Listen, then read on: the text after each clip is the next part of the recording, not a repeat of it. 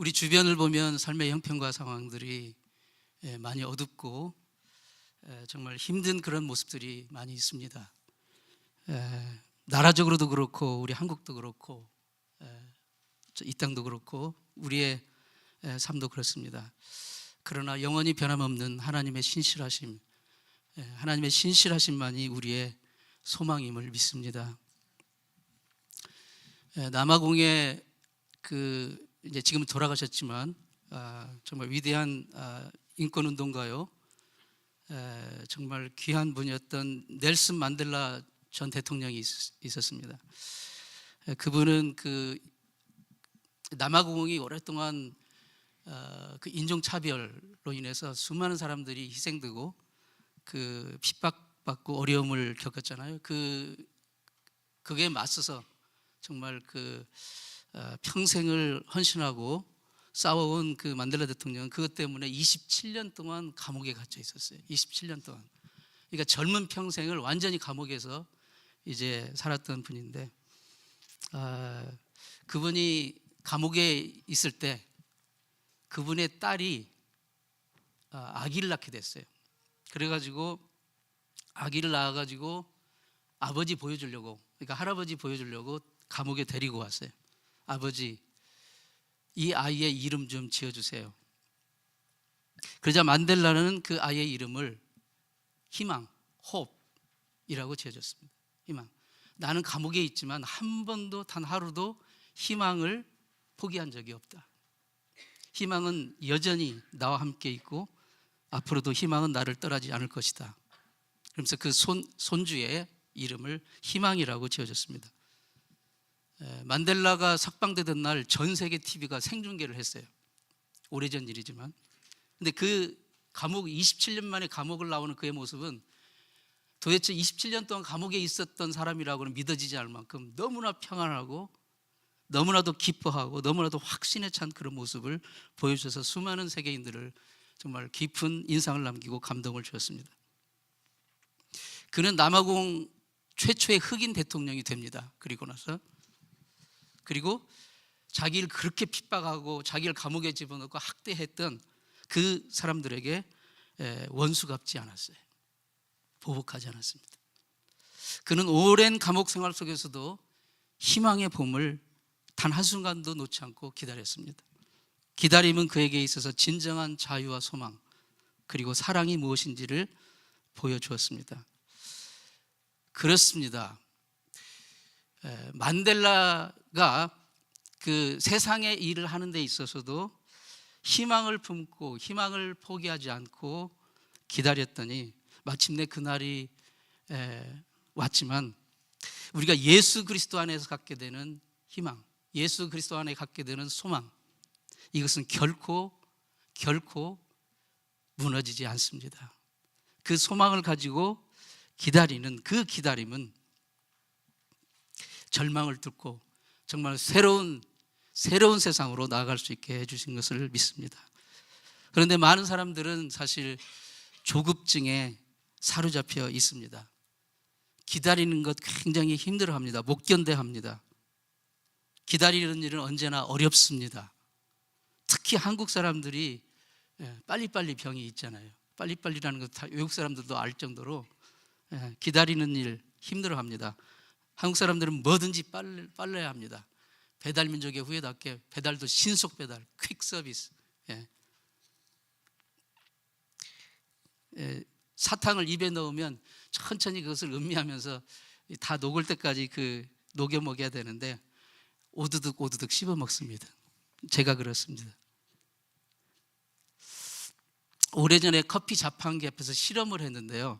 한국에 있는 커피 자판기에 실험을 했는데 10명 중에 4, 5명이 동전을 넣자마자 그 자판기 기계 입구 뚜껑을 열고 컵에 손을 붙잡고 4, 5명 그러고 있더랍니다.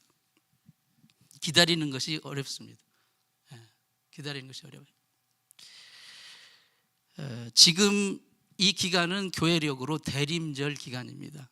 또는 대강절 기간인데요.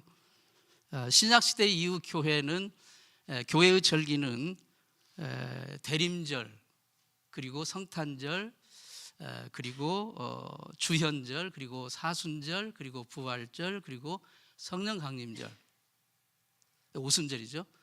오순절이 굉장히 길게 하고 그 다음에 이제 다시 또 대림절인데, 그러니까 일반 달력으로는 이 기간이 연말이지만 교회력으로는 사실 대림절부터 시작해요. 대림절이 시작절기입니다. 시작절이에요. 근데 대림이라는 말이 지금 한문이 나와 있지만 기다릴 대자예요. 그리고 임이라는 것이 임할림, 강림한다. 그래서 누군가 임함을 기다리는 거예요. 근데 여기서 누구는 바로 예수 그리스도시죠. 예수 그리스도의 임함을 기다리는 절기. 그래서 대림절은 기다림의 절기입니다. 영어로는 애드벤트인데, 무엇을 기다리는 거예요? 바로 세상의 구주 메시아로 오실 예수님을 기다리는 거예요. 그리고 이제는 마지막에 심판주로 다시 오실 예수님을 기다리는 거예요. 이중적인 측면이 있습니다. 사실 기독교의 믿음은 이 기다림입니다. 이 세상 인생 여정 마치고 저 영광의 나라에 들어가 내 생명의 구주 예수님을 만나는 최고의 기쁨의 그 순간을 기다리는 거예요. 그래서 성도는 기다림의 사람들입니다. 기독교는 기다림의 믿음이고요. 구약의 백성들도 결국 기다렸어요. 누구를 기다렸어요? 메시아를 기다렸어요. 그리고 세례 요한이 와가지고 기다렸던 그 메시아가 오실 것이다. 그런데 준비해라. Make the straight for the Lord. 예수 그리스도의 오실 길을 기다리며 준비하라. 세례 요한이 그렇게 선포했습니다. 내 뒤에 오시는 이가 그를 기다리라. 기다리되 회개하라. 죄를 회개하라. 이 대림절 기간은 우리 자신을 돌아보면서 회개하고 깨어 기도하면서 주님을 맞을 준비를 하는 그런 절기입니다. 그래서 대림절 기간을 겨울의 사순절이라는 별명이 있어요. 겨울의 사순절, Winter Lent. 그래서 교회의 예전 색깔, 예식 색깔로 보면 대림절과 사순절은 같은 색깔이에요. 보라색이에요. 퍼플. 이 보라색은 뭘 상징하냐면 슬픔과 회개, 그리고 소망과 기대를 상징하는 색입니다. 그러니까 이 대림절 기간은, 이 기간에 세상 사람들은 성탄절의 그 들뜬 분위기에 휩쓸려서 이 절기의 주인공이 누군지도 모르고 그냥 즐기고 재밌게 하고, 그러나 우리 성도는 기다리는 사람들입니다. 차분하게 자신의 삶을 말씀의 거울에 비추어 보며 회개하고 사랑과 헌신의 삶을 실천하는 그러한 중요한 절기입니다. 이 대림절을 지나면서 세상의 구주 메시아로 오시는 예수님을 맞기를 기다리면서, 기다림의 백성, 우리는 어떤 자세로, 어떤 태도로 기다려야 할까요? 첫째로 하나님의 은혜를 기억해야 됩니다. 기다리는 성도가 가져야 될 첫 번째 자세는 하나님의 은혜를 기억하는 거예요. 오늘 본문을 보겠습니다. 4절 말씀 같이 한번 보겠습니다. 바울은 이 고린도 교회에 편지를 쓰면서 4절에서 이렇게 감사를 표현합니다. 다 같이 읽습니다. 시작. 그리스도 예수 안에서 너희에게 주신 하나님의 은혜를 인하여 내가 너희를 위하여 항상 하나님께 감사하노니. 이게 기다림의 백성이 가져야 될 첫 번째 자세예요. 너희에게 주신 하나님의 은혜, 그 구원의 은혜인 거예요. 구원의 은혜를 인하여 항상 하나님께 감사합니다. 그 구원의 은혜는 하나님의 그리스도 안에서 값없이 주신 하나님의 선물입니다. 우리가 신앙생활을 한다는 것은 모든 것이 하나님의 은혜라는 것을 고백하는 거예요. 그게 신앙생활의 핵심이에요. 이 은혜를 놓쳐버리면 그건 신앙생활이 아닌 거예요. 모든 것이 하나님의 은혜라는 것을 고백하는 거예요. 이 은혜를 놓친 신앙생활 있을 수 없어요. 우리는 구원을 믿음으로 받잖아요. 그런데 하나님 그 구원을 은혜로 주시는 거예요. 값없이 주시는 거예요. 그래서 그 믿음 또한 하나님의 은혜인 것입니다. 사랑하는 성도 여러분, 하나님의 말씀이 믿어지는 것이 은혜 중에 은혜입니다. 내가 한번 막 이를 악물고 막 주먹을 불끈 쥐고 믿어봐야지 한다고 해서 믿어지는 게 아닙니다. 성령님이 우리에게 오셔서 감동해 주셔야 믿어지는 거예요. 그런데 그게 하나님의 선물이라는 거예요. 하나님의 은혜라는 것입니다. 그래서 에베소서 2장 8, 9절에서 이렇게 말씀합니다. 에베소서 2장 8절 9절 다 같이 시작. 너희가 그 은혜를 인하여 믿음으로 말미암아 구원을 얻었나니 이것이 너희에게서 난 것이 아니요 하나님의 선물이라. 행위에서 난 것이 아니니 이는 누구든지 자랑치 못하게 하려 함이니라. 사랑하는 성도들, 우리가 어떻게 예수를 믿게 되었습니까? 저는 어렸을 때 9살 때 제 셋째 누님의 손에 이끌려 처음으로 교회를 나간 이후 단 한 번도 교회를 떠나본 적이 없지만 그것은 내가 선택한 게 아니었어요. 전적으로 하나님이 저를 선택해 주시고 인도해 주셨습니다. 하나님의 은혜였던 거예요. 그 은혜를 인하여 믿음으로 말미암아 구원을 얻은 거예요. 우리에게서 난 것이 아니에요. 하나님이 거저 선물로 주신 것입니다. 우리의 노력, 우리의 공로, 우리의 똑똑함, 우리의 잘남, 다른 사람보다 더 선하게 행한 것, 그거 아닙니다. 전적으로 하나님이 값없이 주시는 은혜의 결과예요. 그래서 우리가 예수를 내 구주로 고백한다는 것은 이 하나님의 은혜에 대한 당연한 반응인 거예요. 베푸르신 그 은혜를 감사하며 주님께 영광과 찬양을 돌리는 것, 그게 우리의 예배입니다. 그런 점에서 예배는 1차적으로 지난 한 주간 동안의 삶의 여러 가지 어려움 속에서도 우리를 지켜주시고 보호하시고 구원하시고 이끌어주신 그 하나님의 은혜에 감사와 찬양을 드리는 자리, 그게 예배예요. 우리의 마음과 성품과 뜻과 힘을 다하여 감사함으로 예배를 드리면 주님은 영광 받으십니다. 주님은 기뻐하셔요. 그리고 또다시 한량없이 풍성한 은혜의 복을 내려주시는 것입니다. 이것이 바로 기쁨과 감격이 넘치는 예배의 비결이에요. 그러므로 구원의 은혜에 대한 감격이 없이는 예배가 성립될 수가 없습니다. 구원의 은혜에 대한 감격이 없는 것은 예배가 아니에요. 아무리 작고 사소한 것이지만 그것을 보면서 하나님의 은혜를 느끼고 감사하는 것, 그게 예배고 하나님 그것을 기뻐하십니다. 하나님의 법궤가 블레셋에게 빼앗겼습니다. 오랜 세월 동안. 근데 그게 마침내 다윗이 왕이 되어서 다윗성으로 들여오게 됐어요. 모든 이스라엘 백성들은 기쁨과 감격으로 거리에 쏟아져 나와서 그 오시는 하나님의 그 법궤를 기다립니다. 성도는 기다림의 백성이에요. 그 법궤를 기다리는 거예요. 드디어 제사장들이 어깨에 이제 그 고리에 꿰가지고 어깨에 매가지고 법궤를 다윗성 안으로 들어오게 됩니다. 다윗도 왕이지만 왕궁에 가만히 점잔을 떨면서 앉아 있을 수가 없었어요. 밖으로 뛰어나갔습니다. 기쁨의 춤을 추며 하나님의 법궤를 맞이합니다. 왕으로서의 체험도 위엄도 다 내려놓고 정말 어린아이처럼 기쁨과 감격으로 춤을 추면서 뛰면서 법궤를 맞이했습니다. 이것이 구원받은 성도가 하나님께 드리는 예배의 모습입니다. 여러분, 요즘에 뭐 한국에서 뭐 아파트라는 뭐 노래 있다면서요? 뭐 삐끼삐끼 춤도 있고, 그거 이렇게 하는 사람들 보면 얼마나 기쁘고 즐겁게 하는지 모릅니다. 세상 사람도 구원이 없는 것에 그렇게 기뻐하고 하는데, 우리에게 구원을 주신 그 하나님 앞에서 우리가 삐끼삐끼 춤이 아니라, 아파트 춤이 아니라 그보다 더하게 우리가 해야 되지 않겠습니까? 바울은 고린도전서 15장 10절에서 이렇게 고백합니다. 같이 한번 고백합니다. 시작. 나의 나되는 것은 하나님의 은혜입니다. 다시 한번 고백합니다. 나의 나되는 것은 하나님의 은혜입니다. 내 삶의 모든 것 하나님의 은혜라는 거예요. 이것이 바로 우리의 고백이 되어야 됩니다.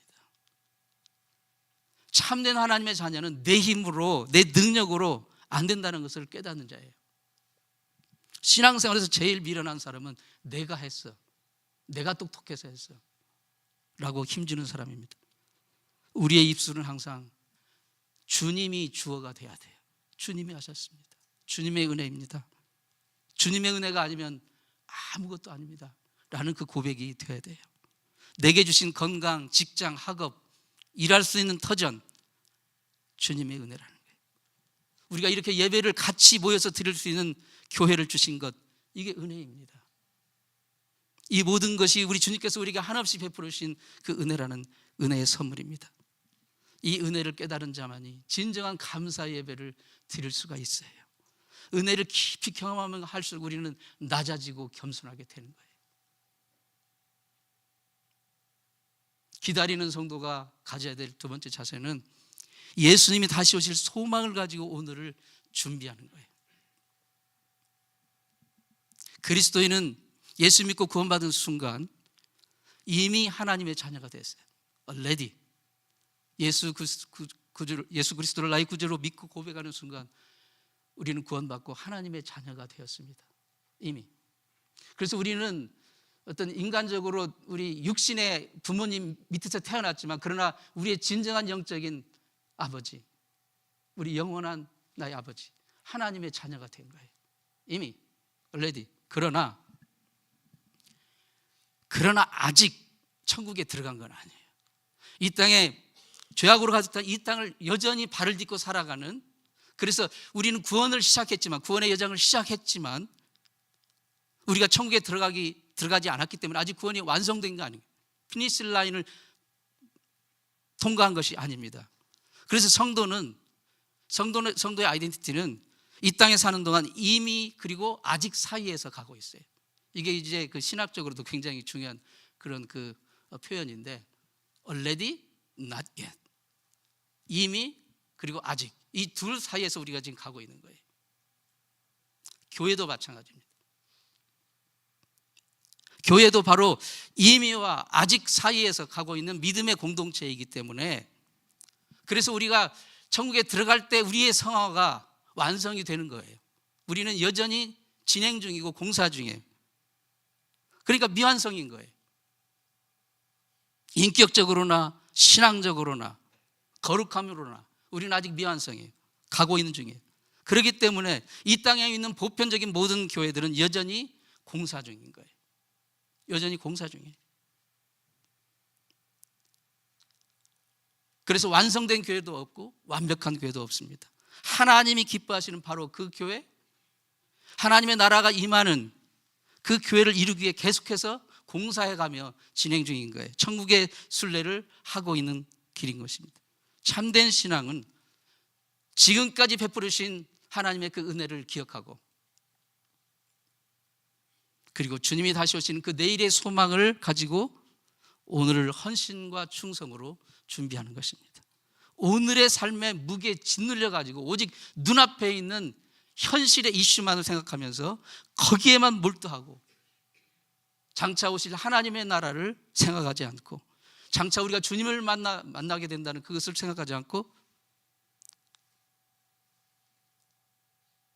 주님 만날 그날을 준비하면서 살아가지 않는다면 우리의 모든 삶을 결산하는 그날, 주님이 다시 오시는 그날, 그것은 가장 어리석은 시간이 될 것입니다.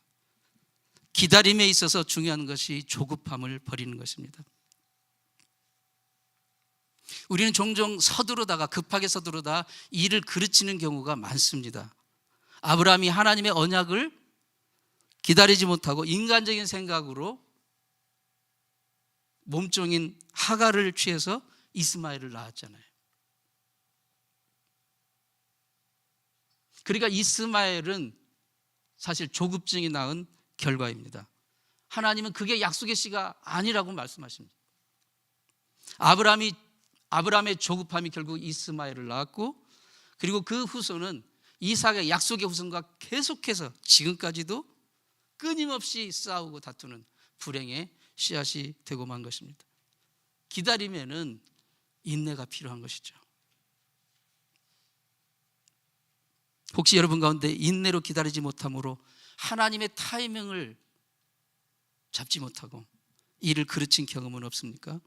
하나님의 때를 기다리고 하나님의 나라가 내 삶에 임하는 것을 분별하면서 인내할 줄 아는 것, 그러면서 주님 만날 그것을 준비하는 그 성도, 이것이 성도의 지혜요 능력인 것입니다. 성도의 기다림에 있어서 열처녀의 비유는 아주 우리에게 중요한 인사이트, 지혜를 줍니다. 신부와 이제 신랑이 결혼을 하는 날이 되었어요. 신부의 친구인 10명의 처녀들이, 이게 들러리였던 것 같아요. 처녀들이 혼인잔치 날 이제 신랑을 기다립니다. 성도는 기다리는 사람이라고 그랬죠. 근데 이제 이게 유대인의 그 혼인 풍습은 이렇게 오후 저녁으로 이렇게 이어지는 것 같아요. 등불을 들고 이제 신랑을 마중나러 나갑니다. 그런데 그 10명 중에 5명의 그 처녀들은 등불도 들고, 그리고 엑스트라 기름을 별도의 그릇에 담아가지고 갔다고 성경에 나오고 있어요. 이 그림에 그렇게 표현이 되고 있는지는 모르겠지만, 그러니까 등불도 들고 엑스트라 그릇에 엑스트라 기름을 담아가지고 나갔어요. 근데 나머지 5명의 처녀들은 그냥 등불만 딸랑 들고 갔어요. 등불만.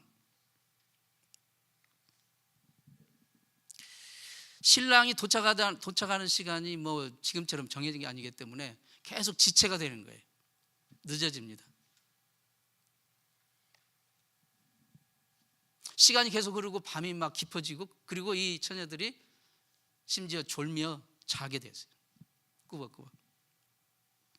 그러다 갑자기 어느 경점에 신랑이 온다 라는 소리에 화들짝 놀라서 깨어나가지고 이제 등불을 이제 준비해가지고 나가려고 해서 채비를 했습니다. 그런데 그 시간이 많이 지났기 때문에 어느덧 그 시간에 이르러 등불에 그 기름이 다 거의 다 소진되었습니다.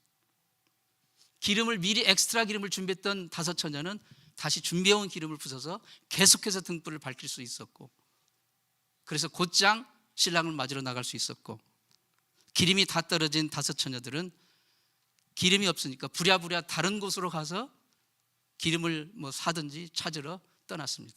근데 그러는 와중에 신랑은 도착했고, 그리고 이 5 처녀만이 혼인잔치의 그 문으로 들어가서 문은 닫혔다고 성경은 기록합니다. 문은 닫혔어요. 나중에 나머지 5 처녀들이 기름을 구해가지고 와서 열어달라고 했지만 열어주지 않았다고 성경은 말하고 있습니다.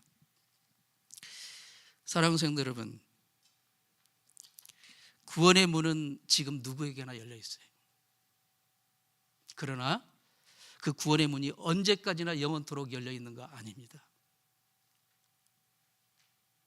닫힐 때가 옵니다. 주님이 천사장의 호령나팔로 다시 오실 때 구원의 문은 닫힙니다. 우리가 이 땅에 살아있는, 육신을 가지고 살아있는 동안에 구원을 얻을 수 있어요. 그러나 우리가 육신을 벗게 되면 구원의 문은 닫힙니다. 죽은 사람을 위해서 아무리 우리가 살아있는 자손이 기도한다 한들 지옥에서 천국으로 옮기지 않습니다. 그런 얘기를 하는 것은 다 미신이고 성경이 아니에요. 반드시 구원은 모든 사람에게 문 열려 있지만 구원의 문은 영원토록 열려 있는 게 아닙니다. 성도는 다시 오실 주님을 기대하며 기다리는 사람이에요. 기다리되 무작정 기다리는 게 아니라 등불을, 기름을 준비해야 됩니다. 기름을 준비하며 근신하고 깨어서 언제 주님 오신다 해도 바로 맞이할 수 있는 그 준비를 하는 자만 주님의 혼인잔치에 들어갈 수가 있습니다. 기다리는 성도가 가져야 할 3번째 자세는 하나님의 신실하심을 믿는 겁니다. 하나님의 신실하심. 고린도 오늘 그 교회 교인들은요, 신약성경에서 굉장히 참 이슈가 많았던 교회였어요. 굉장히 이제 교회도 컸고 하나님께 많은 은사와 은혜를 받았어요. 사실 오늘 본문에도 표현되어 있지만 그들은 굉장히 언변에도 탁월했대요. 말도 잘하고, 예. 그리고 많은 영적인 은사와 영적인 지식을 하나님께 받아서 가지고 있었어요. 그런데 안타깝게도 그 많은 은사와 지식 때문에 오히려 교만에 빠졌어요. 그 결과 교회 안에는 분열과 갈등, 혼란과 무질서, 심지어 성적인 문란함의 타락에까지 빠졌어요.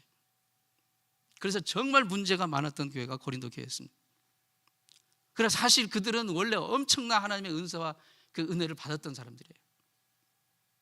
그런데 그럼에도 불구하고 하나님은 이 고린도 교회를 포기하지 않으셨습니다. 그래서 바울 사도의 편지를 통해서 그들의 죄와 영적인 타락을 지적하시고 회개를 촉구하신 것입니다. 그래서 바울 사도의 그 책망을 받아 회개하고 죄악에서 돌이킨다면 주님이 다시 오실 때 책망할 것이 없는 자로 견고하게 서게 될 것을 기대하셨습니다. 이것이 바로 하나님의 신실하심이에요. 지금 우리의 삶에도 고린도 교회가 받았던 그 책망의 요소들이 혹시 남아있지는 않습니까? 세례 요한이 회개하라, 천국이 가까웠다, 오시는 분을 기다리는데 회개하라. 우리가 주님을 기다리는 성도로서 우리가 시급히 해야 될 것이 바로 죄에서 돌이켜 회개하는 것입니다. 우리가 이 자리에서 거룩하신 하나님 앞에 나와 그분을 예배할 수 있는 것은 하나님의 신실하심 때문입니다. 우리의 연약함과 부족함에도 불구하고 하나님은 그 사랑으로 우리를 기다려 주십니다. 성도는 기다림의 사람들이라고 했죠. 그런데 하나님은 정말 기다리는 분이에요. 기다리시는 하나님이십니다. 하나님은 우리가 회개하기를 기다리시는 거예요. 하나님은 우리가 죄의 삶에서 돌이켜 하나님께 돌아오기를 기다리십니다. 이것이 바로 하나님의 신실하심이에요. 신실하심. 탕자는 아버지의 품을 떠나 세상에서 허랑방탕했지만 아버지는 단 하루도 그 아들을 잊지 않았습니다. 문 열어놓고 아들이 돌아오기를 기다렸어요. 기다렸습니다. 누가복음 15장 20절에 보면 드디어 아들이 집에 돌아오는 장면이 나와요.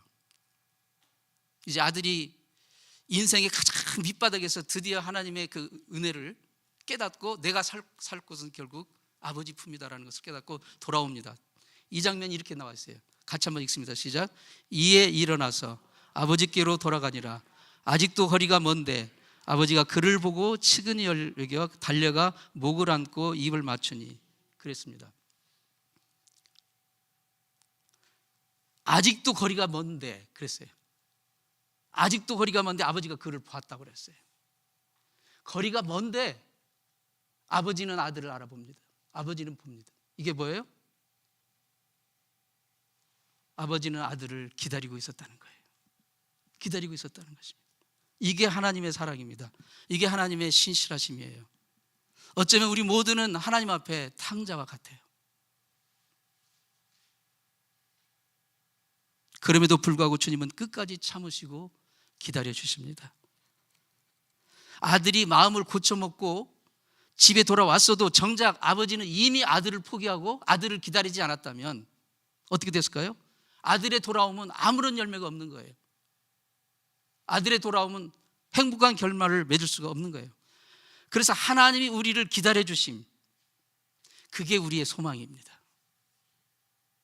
우리가 아무리 회개하고 우리가 기다리고 우리가 인내해도 하나님이 우리를 기다려 주시지 않으면, 하나님이 우리를 그 사랑으로 기다려 주시고 우리를 용납해 주시지 않으면 다 그게 소용없는 거예요. 그래서 예수님을 기다리는 이 대림절에 우리의 기다림을 의미 있게 할 수 있는 유일한 근거는 하나님이 우리를 기다려 주시는 하나님의 신실하심이에요. 여러분, 이 사랑을, 이 은혜를 잊지 말기를 바랍니다. 교회는 판단하고 정죄하는 것이 아니에요. 교회는 여전히 공사 중입니다. 남과 비교하는 것이 아니에요. 기다림을 훈련하는 것입니다. 서로 격려하면서 주님 만나는 그날을, 주님이 다시 오실 때 우리가 주님 앞에 영광스럽게 설 수 있는 그날을 기다리는, 같이 기다립시다, 같이 인내합시다 라고, 이것을 기다림을 훈련하는 것이에요. 하나님의 신실하심을 믿고 하나님의 약속을 굳게 믿고 저 천국에 들어갈 때까지 순례자의 여정을 가면서 주님 만날 그날을 기다리는 것을 훈련하는 것, 그게 바로 교회입니다. 탕자를 기다리시는 아버지, 그게 바로 신실하신 우리 하나님이십니다. 우리를 십자가의 은혜로 초청하시는 예수 그리스도이십니다. 주님께서 우리를 끝까지 기다리고 계신다면 우리도 기다릴 줄 알아야 돼요. 오늘 우리의 삶 속에 기다림의 영성이 필요합니다. 꼭 대림절 이어서가 아니라 우리는 항상 이 기다림의 영성을 가져야 돼요. 복음의 능력은 바로 하나님의 약속을 믿고 기다리는 그 기다림 속에 있습니다. 가정에서도 부모가 자녀를 이 주님의 사랑으로 하나님의 약속을 가지고 기다릴 줄 알아야 돼요. 교회 안에서도 서로의 부족하고 연약함을 보고 지적하고 비난하기에 앞서서 사랑으로 기다려야 합니다. 사랑은 기다림입니다. 우리는 영원한 하나님의 나라를 바라보면서 한 걸음 한 걸음 주님 앞으로 나가는 순례의 여정 속에 있습니다. 우리는 관광객이 아니라 순례자입니다. 이미 그리고 아직 이 사이에서 우리는 하나님의 약속을 믿고 계속해서 인내하며 기다리며 나아가는 자입니다. 때로는 어려운 가시밭길을 걸어갈 수도 있을 것입니다. 감당하기 힘든 아픔과 서러움, 고통의 시간도 있을 것입니다. 그러나 예수 안에서 하나님의 약속을 믿고 희망을 품고 기다리십시오. 우리의 가장 작은 신음소리에서도 응답하시고 들어주시는 그 신실하신 주님을 기대하며 기다리십시오. 주님이 바로 우리 곁에서 우리의 연약한 손 붙잡아 주시고 위로해 주시고 일으켜 주십니다. 기다림의 순례자로 희망을, 하나님 우리에게 주신 그 희망을 가슴에 품고 정말 진정한 희망을 노래하는 은총의 계절, 대림절이 되시기를 주님의 이름으로 축원합니다.